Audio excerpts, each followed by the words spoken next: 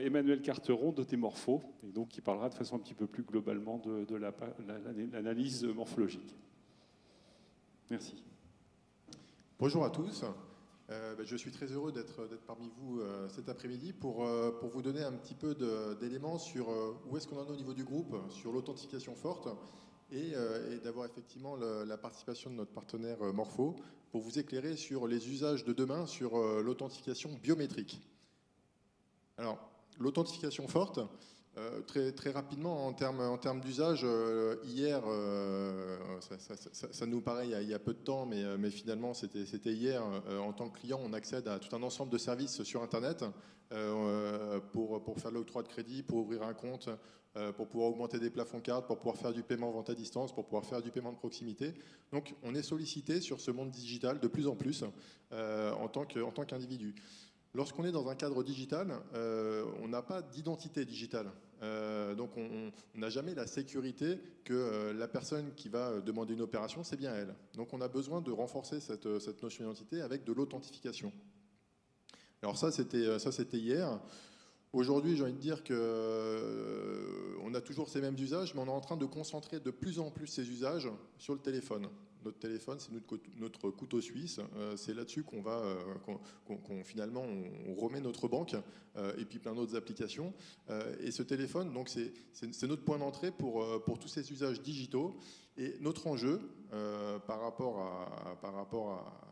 en tant que banque et en tant que besoin de connaître nos clients, eh bien, c'est de sécuriser ce téléphone.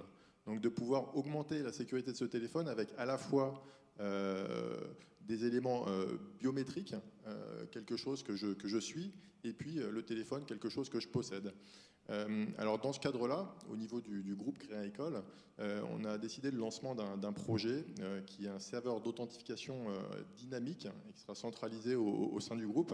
Donc son petit nom de guerre, c'est SCAD, serveur centralisé d'authentification dynamique, qui permettra de faire de l'authentification forte sur l'ensemble des usages, l'ensemble des canaux, à la fois un canal de paiement, parce que c'est porté par Crédit Agricole Payment Services, mais également pour les canaux de la banque en ligne et à terme pour des canaux qui pourraient être des canaux de crédit, des canaux pour le monde de l'assurance.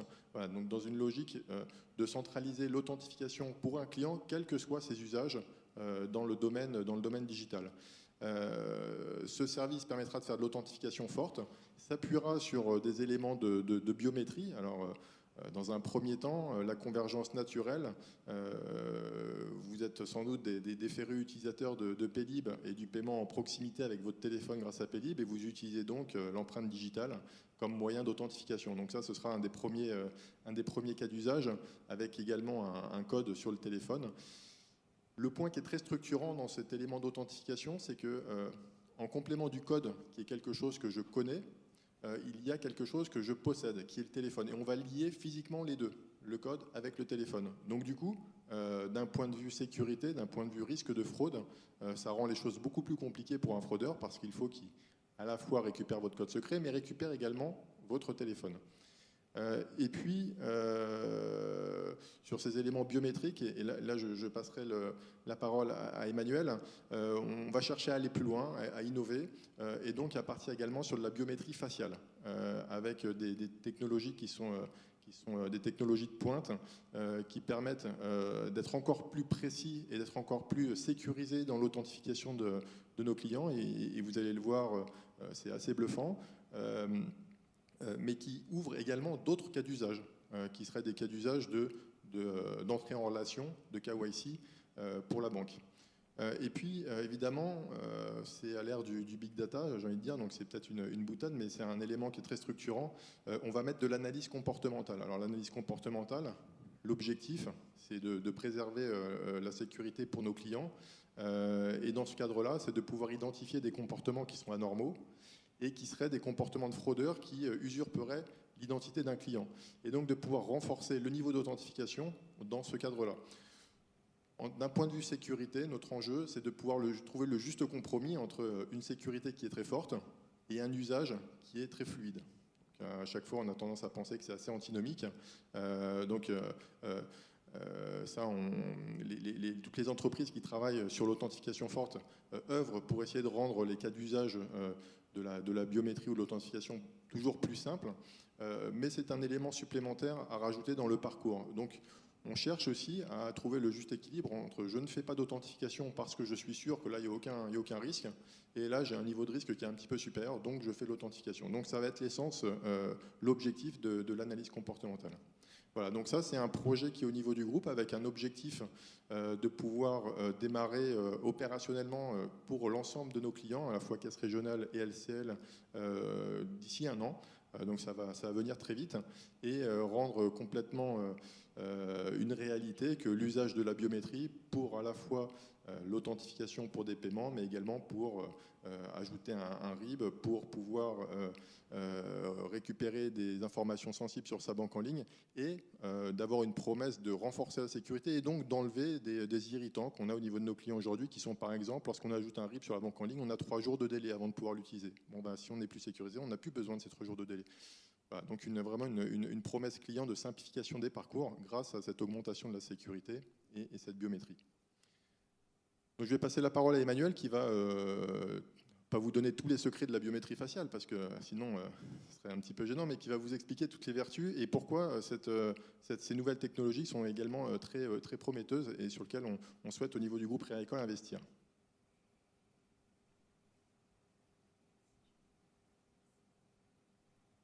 Donc, merci Yves et merci d'accueillir notre société, donc OT Morpho, qui est issue du rapprochement récent de Ouverture Technologies et de Safran Morpho pour créer un leader dans la sécurité numérique et la biométrie. Donc aujourd'hui, on va parler de l'identification et de l'authentification dans le monde bancaire, qui sont 2 piliers absolument essentiels pour sécuriser le parcours digital d'un utilisateur. Donc toutes les opérations bancaires que citait Yves, consulter son compte, réaliser un ordre de virement, signer des contrats bancaires de manière entièrement dématérialisée. Toutes ces opérations qui font le quotidien d'un utilisateur bancaire en ligne sont sécurisées par l'identification et l'authentification. Mais bien sûr, la sécurité sera adoptée si cela est simple d'utilisation. Donc un utilisateur choisira toujours la solution la plus facile, même si elle est moins sécurisée. Donc il faut réussir à combiner à la fois de la sécurité et de la simplicité d'utilisation. Et c'est ce qu'offre la biométrie, être capable de combiner sécurité et ergonomie. Donc on va essayer de vous le montrer. Donc on peut revenir peut-être sur quelques définitions. Donc qu'est-ce que l'identification par rapport à l'authentification? Donc l'identification, c'est répondre à la question « Qui es-tu ?» Et c'est typiquement lors d'une entrée en relation de vérifier l'identité d'un client qui rentre en relation pour ouvrir un compte bancaire. Donc pour cela, il va falloir fournir des preuves d'identité. Alors bien sûr, pour devenir client d'une banque, il faut prouver son identité de manière beaucoup plus poussée que par exemple pour ouvrir un compte Twitter ou un compte de réseaux sociaux où il ne faut fournir que peu de preuves d'identité. Comme vous le savez, les banques sont soumises à de fortes réglementations, les réglementations Know Your Customer, les réglementations d'anti-blanchiment, les réglementations de lutte contre le financement du terrorisme. Et donc pour cela, il faut fournir des preuves d'identité fortes, des documents d'identité de qualité qui ont été vérifiés fortement, des justificatifs d'identité. Donc jusqu'ici, les banques réalisaient ces opérations en agence et ils ont une très forte expérience et très longue expérience de cette KYC en agence. Mais maintenant, des nouvelles solutions basées sur le mobile et la biométrie permettent de dématérialiser ces processus. Donc, en apportant un confort à l'utilisateur qui peut-être permettra d'améliorer, d'augmenter le nombre de clients de la banque. Donc ça, c'est une première phase. C'est une phase qui généralement se passe une fois dans la vie d'un client d'une banque. Ensuite, en revanche, son authentification, il va s'en servir tous les jours pour, comme on disait, consulter des comptes ou signer des contrats. Et donc cette authentification, ça va permettre à la personne de prouver qui elle est. Donc pour ça, elle va devoir s'appuyer sur des moyens de prouver qui elle est avec un mot de passe, un mobile ou autre chose. Et ce qui est important de savoir, c'est qu'en fait, ces deux fonctions sont très liées, c'est-à-dire que la sécurité dépend vraiment de la force combinée de ces deux notions, de l'identification et de l'authentification. C'est-à-dire que ce n'est pas la peine d'authentifier très fortement quelqu'un qu'on aurait très faiblement identifié. Ce n'est pas la peine d'authentifier fortement un fraudeur. Et inversement, authentifier faiblement... pardon, je perds le fil. Donc, authentifier faiblement quelqu'un qui serait très grandement identifié, le niveau de sécurité va baisser également en conséquence.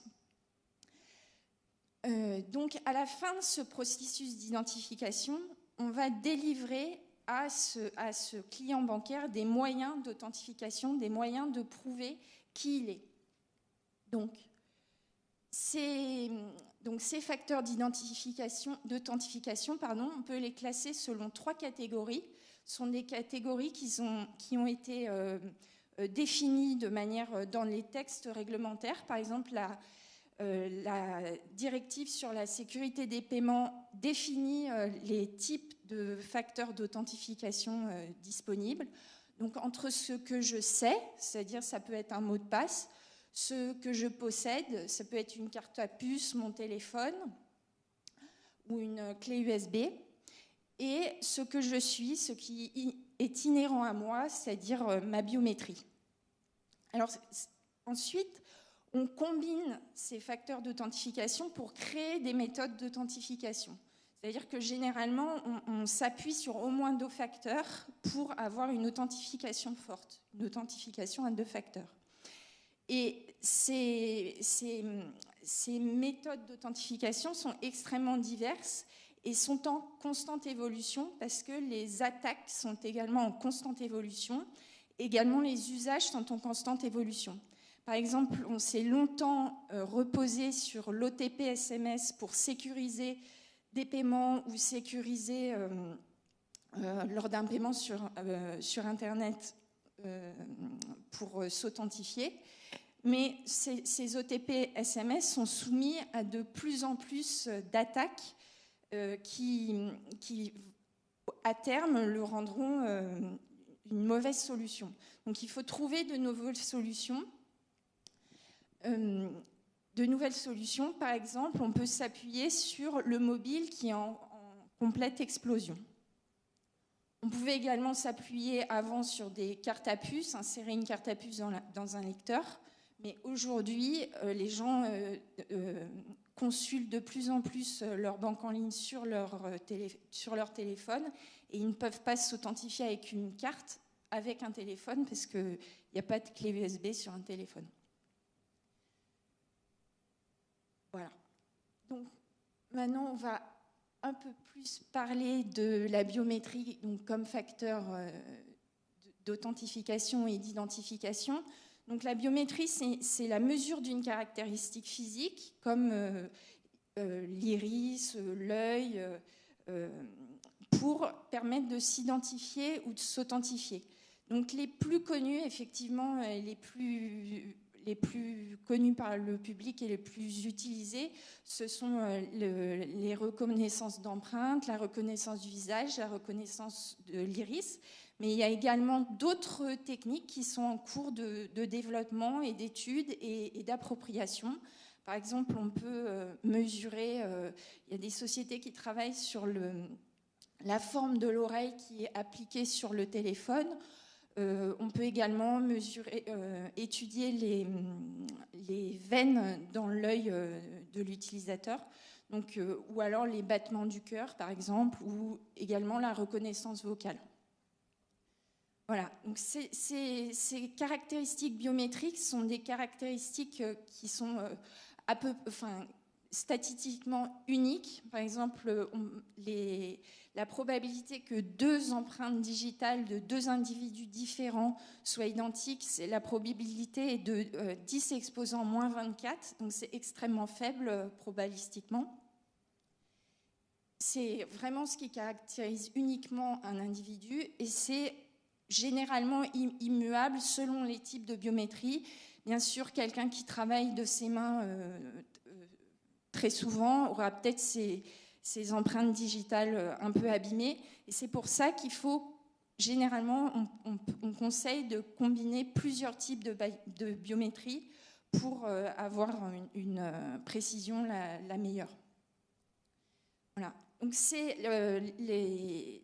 la biométrie et son adoption par le grand public, bien sûr, elle a été vraiment poussée par le développement et l'explosion du mobile. Donc, auparavant, cette biométrie, elle était généralement plutôt utilisée pour des applications gouvernementales et des applications policières pour identifier des criminels. Ou des criminels. Mais maintenant, ça rentre dans le grand public et ça devient partie de notre vie quotidienne.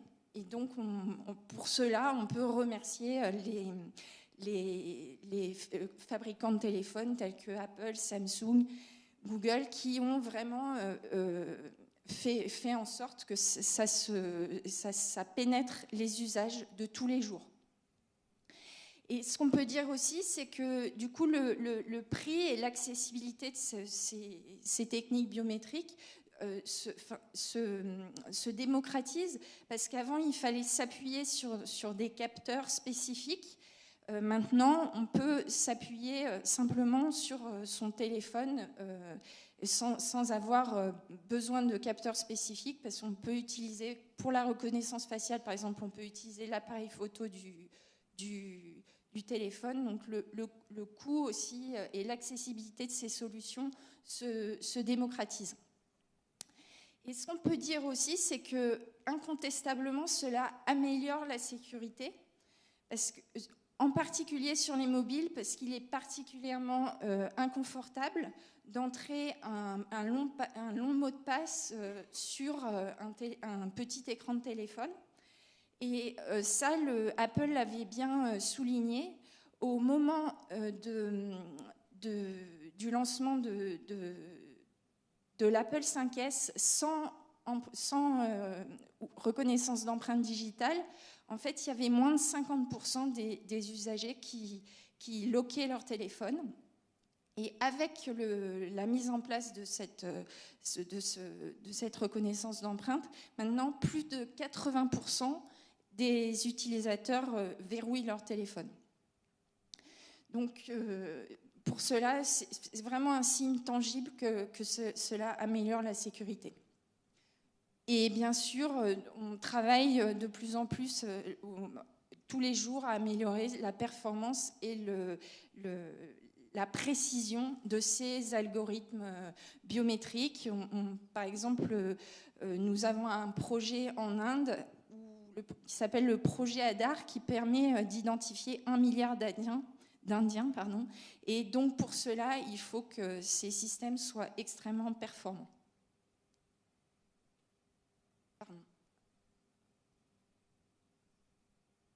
Voilà. Alors là, cette étape était en fait pour essayer de vous expliquer le principe de fonctionnement d'une comparaison biométrique. Donc en fait, cette comparaison, il y a toujours 2 temps. Donc il y a un premier temps qui va consister à enrôler l'empreinte biométrique d'un individu. Et ensuite, cette empreinte biométrique, cet enrôlement, va servir par la suite pour le modèle sera comparé à chaque fois qu'on voudra faire une identification ou une authentification. Donc en fait, la personne va poser son doigt sur un capteur, et donc pour s'enrôler, et cette empreinte fraîche, on va lui appliquer un algorithme mathématique qui va créer en fait ce qu'on appelle un modèle ou un template. Et ce modèle ou ce template, ce n'est pas la représentation physique de votre doigt ou de votre visage, c'est un fichier binaire informatique qui est incompréhensible par un tiers. Il est codé et chiffré. Donc ensuite, ce petit fichier informatique qui représente votre modèle, le template biométrique, il va être stocké. Et il y a deux manières de stocker ce modèle. Donc, soit on peut le stocker en local, par exemple sur le téléphone de l'utilisateur, soit en centrale. Et toutes ces deux solutions sont possibles. Et en fait, cela dépend de la régulation dans le pays dans lequel on est. Par exemple, en France, c'est très peu probable que la législation autorise une base centrale de templates biométriques, alors qu'en Inde, cela apporte tellement d'avantages par rapport à la situation existante à la population que la population et la loi du pays autorisent ce stockage en base centrale. Donc voilà, maintenant on a enrôlé notre template biométrique et on va le comparer à chaque fois qu'on veut faire une identification ou une authentification à une capture fraîche au moment où on en a besoin. Donc là, on va procéder à la même chose. La personne va poser son doigt sur le capteur et cette empreinte va être codée et on va faire une comparaison. Et donc, ce qu'il faut savoir, c'est que ça sera toujours en fait une probabilité. Ça ne sera jamais blanc ou noir parce que les deux empreintes seront à chaque fois différentes. Et donc, en fait, on va calculer le nombre de similarités identiques et on va voir la probabilité que ces deux empreintes appartiennent au même individu ou pas. Donc, on obtient en fait un score, une probabilité de savoir si cette personne est probablement la même ou n'est probablement pas la même. Donc, c'est à la banque de fixer son seuil. En fait, le seuil, ça va être au-dessus. Si le score est au-dessus de ce seuil, on va accepter l'individu. S'il est en dessous, on va le refuser. Et ce seuil va être fixé par la banque en fonction du niveau de sensibilité du service. Par exemple, si c'est pour effectuer des opérations très peu sensibles, c'est probable que la banque dise on va laisser passer le plus grand nombre de gens. C'est pas grave s'il y a des fausses acceptances, ce qu'on appelle, c'est-à-dire des gens qui ne devraient pas accéder au service, mais qui accèdent. En revanche, pour des opérations plus sensibles, peut-être que la banque sera moins tolérante et fixera le seuil à un niveau inférieur pour être plus rigide et avoir moins de probabilité d'accepter des bandits. Voilà, alors maintenant, on va parler un peu, se concentrer davantage sur la reconnaissance faciale, donc, qui est une des modalités biométriques les mieux acceptées par les utilisateurs, notamment parce qu'elle a moins de connotation policière, par exemple, où elle est ressentie moins intrusive, par exemple, que la reconnaissance de l'iris. Et que les gens ont l'habitude de plus en plus de se prendre en photo dans toutes sortes de situations. Et c'est une technique biométrique qui est performante. C'est reconnu par des instances d'évaluation indépendantes. Par exemple, il y a une étude qui a montré que depuis 2008, la reconnaissance faciale automatique par des algorithmes était plus performante que la reconnaissance par un œil humain. Alors, bien sûr, votre visage n'est pas un secret, c'est-à-dire que tout le monde vous connaît et que des photos de vous, des photos de nous circulent partout sur tous les réseaux sociaux. Donc, ce qu'il va falloir faire, un prérequis à la reconnaissance faciale, c'est de bien pouvoir détecter si la personne en face de l'appareil, en face du mobile, est bien une vraie personne, mais n'est pas une photo qu'on passe devant votre mobile pour accéder à vos comptes, ou bien une vidéo de vous qu'on aurait pris à votre insu et qu'ensuite on pourrait accéder à toutes vos informations personnelles. Donc pour ça, il faut détecter qu'on est bien vivant avec de la détection du vivant ou liveness detection en anglais. Alors, cette liveness detection, elle fait face à deux défis contradictoires.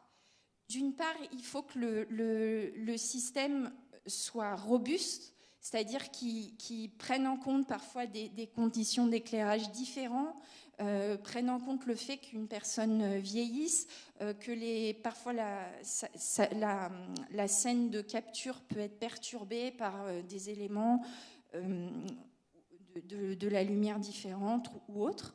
Donc ce besoin de robustesse d'un côté et de l'autre, le besoin de détecter s'il y a quelque chose qui ne va pas, quelque chose de louche arrive et qu'en fait un bandit est en train d'essayer de frauder.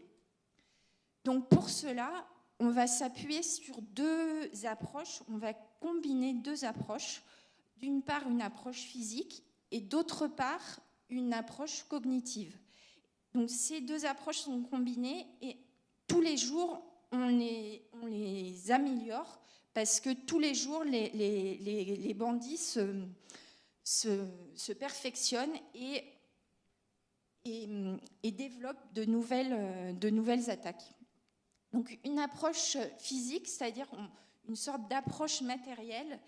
On va essayer de détecter sur l'écran les réflexions de lumière, les flous focales. On va aussi détecter les contours de l'écran s'ils sont bien conformes à un comportement normal. On va essayer aussi de détecter une cohérence entre l'illumination de la scène capturée et l'illumination de l'arrière-plan.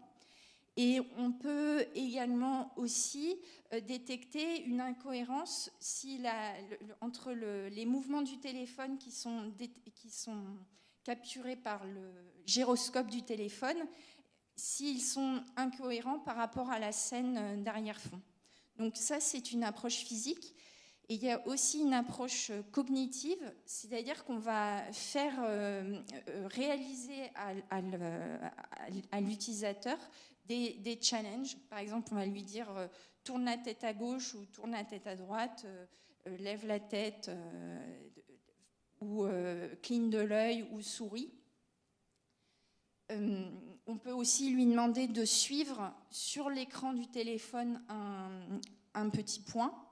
Et toutes ces challenge response, en fait, vont être aléatoires. C'est-à-dire qu'ils seront différents dans le temps, selon l'utilisateur, selon le téléphone. Donc, le malveillant ne pourra pas apprendre et se dire « Ah bah, je dois lui faire ça et ensuite j'ai qu'à le capturer ». Parce qu'à chaque fois, les challenge response seront différents. Voilà.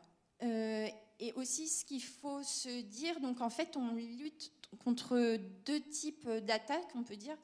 On peut dire qu'il y a des attaques de laboratoire qui vont être très difficilement réplicables, en fait, où la victime, entre guillemets, sera consentante. Elle fera tout ce que vous voulez. À ce moment-là, ça sera relativement facile de compromettre le système. Mais dans la vraie vie, la victime, généralement, n'est pas consentante. Donc ça, c'est les attaques de laboratoire. En revanche, il y a des attaques plus réalistes, effectivement, qui sont disponibles sur Internet. Et donc, c'est pour ça qu'il faut tous les jours se perfectionner. Et aussi, ce qu'on peut ajouter, c'est que pour cette approche cognitive, en fait, il faut, comme toujours dans le cas de la sécurité, s'adapter face au niveau de risque. C'est-à-dire que pour consulter un simple compte, on ne demandera peut-être pas à l'utilisateur de faire 5 fois le tour de soi-même. En revanche, pour pour une opération plus risquée, effectivement, on lui demandera des challenge response qui sont plus contraignants, mais qui vaut le coup. Voilà. Alors, je vais vous parler de l'utilisation de cette reconnaissance faciale dans le cadre d'une entrée en relation. Et ensuite, on aura un petit film qui permettra d'illustrer, parce que les solutions sont disponibles. Donc, on a déjà une banque qui réalise un POC sur cette solution et également le déploiement de cette solution, en tout cas sur la vérification d'authenticité des documents chez Carrefour Banque. Donc en fait,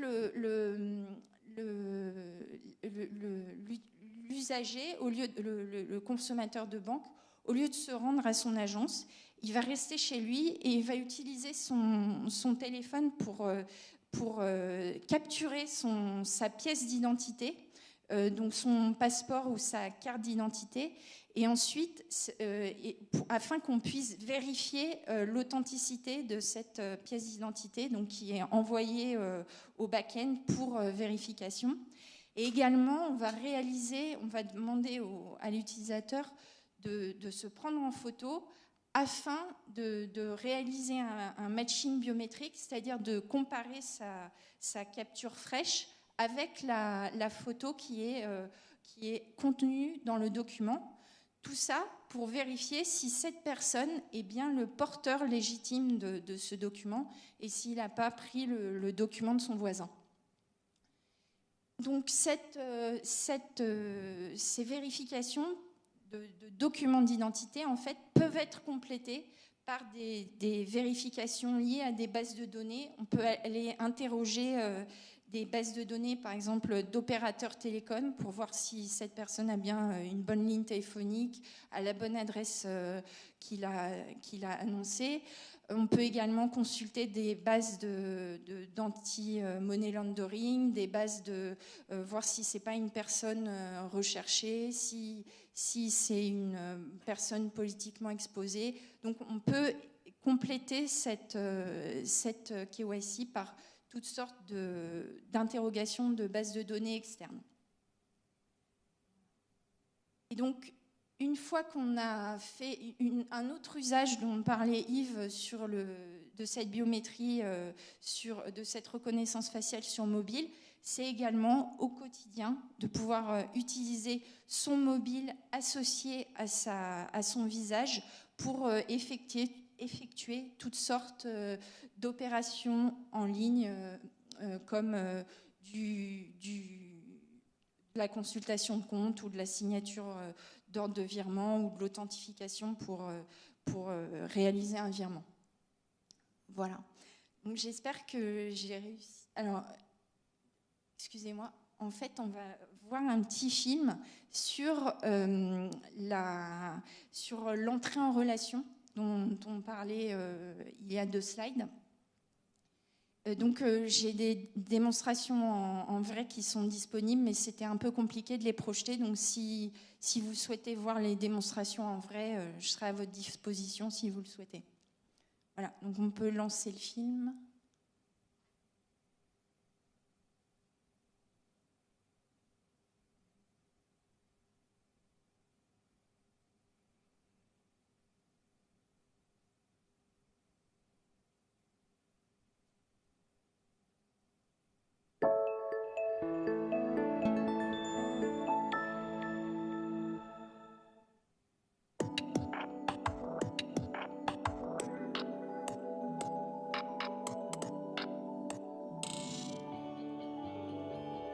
eKYC stands for Electronic Know Your Customer. It's the process of verifying an identity for a bank who wants to register a new customer. So once the application is downloaded on my smartphone, I just have to type on create account, and then I just have to show my ID document to the application to prove who I am. So the first step is to scan the MRZ of the ID document. The picture is taken automatically, and now the application detected that it's a biometric passport. I will now scan the NFC chipset of this document thanks to my NFC-enabled smartphone, and I will retrieve all the information stored in the passport. And once it's done, I show my face. I have to slowly move my face on the left to prove that it's effectively a person, so the algorithm is able to detect that it's a real human face. It's not a picture. The bank is requesting an additional document. It could be an electricity bill, it could be a birth certificate, any kind of additional document to prove my identity. And I just have to take a picture of this additional document.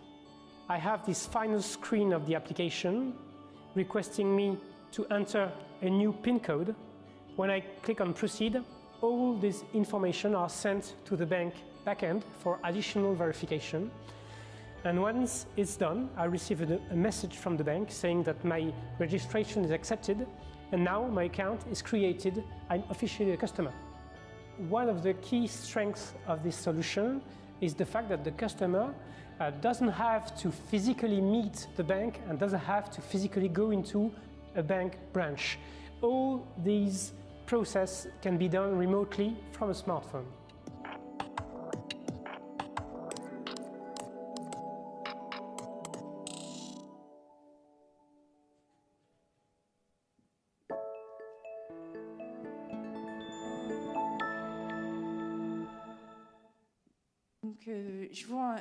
J'espère que j'ai réussi à vous convaincre que la biométrie permettait de concilier sécurité et ergonomie. Et je suis à votre disposition si vous souhaitez regarder des vraies démonstrations. Alors, on a des questions qui sont arrivées entre-temps. Il y avait une question des Akawa ici. Finalement, c'est bien, quelqu'un a répondu. Donc, je pense qu'effectivement, la réponse est donnée. Il y en avait d'autres concernant le coût de la mise en place de ces technologies de détection du vivant versus le coût de la biométrie empreinte. Qu'est-ce qui justifie finalement de passer dans ces technologies versus finalement mon empreinte sur mon iPhone? Alors en fait, la détection du vivant, elle est elle est pour toutes les biométries en fait. Même pour l'empreinte, il y a des techniques de détection du vivant. Détecter on va détecter sa température, détecter qu'il y a un courant. Enfin, donc en fait, c'est pas la détection du vivant, elle n'est pas liée spécifiquement à la reconnaissance faciale. Et en fait, par exemple, Morpho, il travaille sur la détection du vivant pour toutes les modalités de biométrie, que ce soit le visage, l'empreinte ou l'iris, depuis 10 ans. Donc, ce qu'on peut peut-être préciser également, c'est que la détection de vivant sur l'empreinte digitale, ça demande des équipements qui soient adaptés à pouvoir vérifier que le doigt il n'ait pas été coupé, donc qu'il y ait un flux sanguin à l'intérieur. Et ces technologies qui ne sont pas aujourd'hui déployées sur les capteurs des téléphones, par exemple, qui sont plutôt déployées pour des lecteurs d'empreintes, pour des problématiques de passeport ou dans des aéroports. Donc il y a quand même un équilibre économique à trouver, effectivement, entre ces différentes approches. Ce qui est très intéressant sur la détection du vivant dans la biométrie faciale, c'est que là, le seul device utile pour pouvoir faire la reconnaissance, c'est le capteur du téléphone. Et l'apport sécuritaire par rapport à l'empreinte digitale, c'est que dans un cas, la biométrie, le Touch ID sur votre téléphone, le niveau de sécurité est lié en fait à la fonction de votre téléphone. Après, la biométrie du vivant et donc l'empreinte faciale, il y a toute une composante qui est également sur un serveur, qui n'est pas sur le téléphone et qui permet d'augmenter la sécurité et d'éviter tous les leurres qui vous ont été expliqués. Donc ça permet d'aller plus loin. Ça a effectivement un léger surcoût de mise en œuvre parce qu'il y a cette composante serveur, mais qui est finalement extrêmement faible au volume des opérations qui peuvent être analysées. Par contre, faire de la détection du vivant sur de la biométrie digitale, changer toutes les empreintes des téléphones et mettre des capteurs qui soient capables de faire tous ces tests-là, aujourd'hui, ce n'est pas envisageable, ou en tout cas, il n'y a pas de téléphone qui le permette. Voilà où est la frontière. Il me semble qu'on a répondu à l'essentiel des questions, me semble-t-il. La dernière, la mise en place sera-t-elle aussi longue à intégrer que l'intégration de la biométrie empreinte depuis son annonce ? Alors je ne sais pas à quoi ça fait référence en termes d'annonce. La biométrie sur l'empreinte, c'est déjà une réalité sur ma banque, par exemple, sur ma carte, sur le paiement mobile. Par contre, ça n'a pas été généralisé pour l'ensemble des usages. Et l'objectif de ce projet, c'est bien de le généraliser. Donc c'est se doter d'une capacité à pouvoir, au travers d'un service qu'on va créer, intégrer un ensemble de méthodes d'authentification. Donc aujourd'hui, les trois que je vous citais, la biométrie digitale, le MPIN et la biométrie faciale. Mais finalement, demain, de pouvoir également en rajouter d'autres, puisque toute l'authentification sera centralisée au même endroit. Et donc après, il y aura un impact sur les parcours clients, évidemment, mais on ne va pas lier une méthode avec un usage, ce qui est le cas aujourd'hui sur le SI, et donc ce qui fait que c'est un petit peu compliqué à faire évoluer. Donc ça, c'est un des gros apports de ce projet. Donc la mise en place de nouvelles méthodes demain sera plus rapide qu'aujourd'hui. Par contre, là où on ne peut pas se positionner aujourd'hui, c'est le niveau d'adoption de ces méthodes-là par les utilisateurs. On sait de manière assez certaine que le Touch ID, il y a un usage qui est généralisé parce que c'est un usage qui n'est pas uniquement pour les paiements, quand on débloque le téléphone, c'est ça qu'on préfère utiliser. Par contre, la reconnaissance faciale, à part certains cas d'usage, on ne sait pas le niveau de généralisation qu'on va pouvoir avoir, donc on y va prudemment. On teste d'autres méthodes et je pense que c'est vers là qu'on va aller de plus en plus puisqu'on veut avoir du frictionless authentification, l'authentification la plus indolore possible. C'est avec des bracelets connectés par exemple.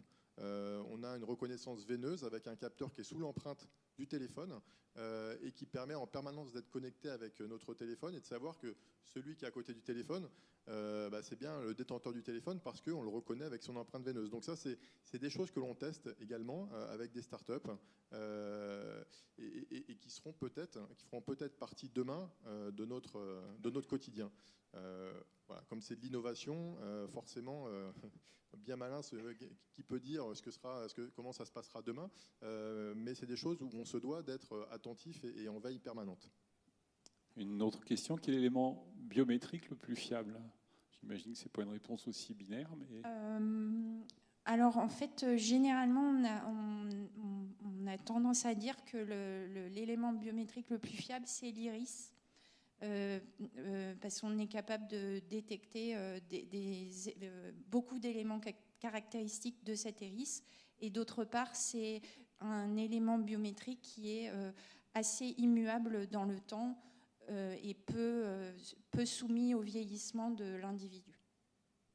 Alors ça, c'est pareil, c'est une question qui a double volet, parce que là, c'est un élément, de manière absolue, c'est un élément qui est plus fiable. Après, ça dépend également du capteur et de la mise en œuvre technique pour pouvoir le fiabiliser. Vous pourrez voir des communications du nouveau Samsung qui fait de la reconnaissance avec l'iris. et puis qui, juste après son lancement, il y a eu des posts pour expliquer que ça avait été fraudé, et donc que ce n'était pas une méthode d'authentification forte. Parce qu'il y a toute cette problématique de reconnaissance du vivant qui a été exprimée tout à l'heure, qu'il faut également prendre en compte. Donc il y a de manière absolue quel est l'élément qui fait partie de nous, qui est un élément qui est fiable, et après il y a quelle technologie on met autour pour éviter tous les leurres et pour le rendre dans l'usage simple, peu coûteux et fiable. Donc c'est un savant mélange. Et aujourd'hui, clairement, là où on va, c'est bien le Touch ID. Et c'est l'élément qui, dans les usages que l'on souhaite adresser, avec le niveau de sécurité que l'on souhaite avoir, qui est l'élément le plus sécurisé par rapport à aujourd'hui. Y a-t-il des questions dans la salle? Non? On peut penser en tout cas qu'il y a, effectivement, c'est plutôt une combinatoire vers laquelle on se dirige, si je comprends bien. Oui. Tout à fait. Alors ça va être, si on reprend un petit peu, je ne l'ai pas trop réexpliqué au début, mais là on est dans un cadre de chamboulement réglementaire avec la directive des services de paiement qui va imposer de faire de l'authentification forte sur tout un ensemble d'usages, donc qui va augmenter très très fortement les besoins d'authentification forte. Et notre conviction, c'est qu'aujourd'hui, on s'authentifie avec le SMS. Le SMS, c'est un envoi d'un code sur votre téléphone où on va payer un opérateur pour vous l'envoyer, et c'est fraudé. C'est une méthode qui a quand même été utilisée depuis plus de 10 ans, qui a été très généralisée, et c'est pour ça qu'elle est attaquée. Notre conviction, c'est qu'aujourd'hui, il n'y aura pas une méthode unique demain qui permettra de faire l'authentification. Il y aura forcément une diversification de ces méthodes, à la fois en termes d'usage et puis également en termes de sécurité. Dès qu'il y a une méthode qui devient centrale, elle fait de la convoitise, elle est de plus en plus attaquée et elle est vulnérable. Donc du coup, il faut qu'on puisse être en capacité à combiner l'ensemble de ces éléments pour toujours être avec un coup d'avance sur le fraudeur. Donc ce sera effectivement une combinatoire à la fois des méthodes et des technologies qu'on mettra en place pour pouvoir renforcer notre sécurité. Très bien. Pas de questions, vraiment? Très bien. Merci à vous, c'était vraiment très intéressant et très édifiant. Merci.